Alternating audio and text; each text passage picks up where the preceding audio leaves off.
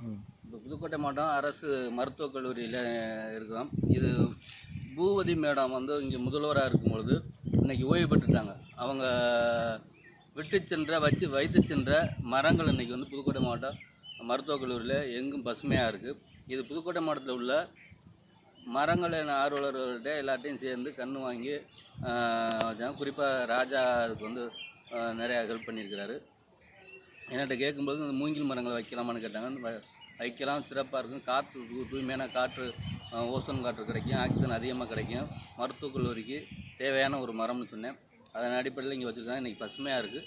இது இல்லாமல் இது வந்து ஓரங்களில் வச்சுருக்காங்க. இது இல்லாமல் பார்த்திங்கன்னா உள்ளே அங்கங்கே ஒரு கட்டடத்துக்கு பக்கத்துலேயும் சின்ன சின்ன அளவில் ஒரு காடு போல் வச்சுருக்காங்க. ஒவ்வொரு பகுதிக்கும் ஒவ்வொரு பேர்களை வச்சு வளர்த்து இது பண்ணியிருக்கிறாங்க. இங்கே இருக்கிறவங்க சிறந்த முறையில் அதை மரங்களை பராமரிச்சுக்கிட்டு இருக்கிறாங்க.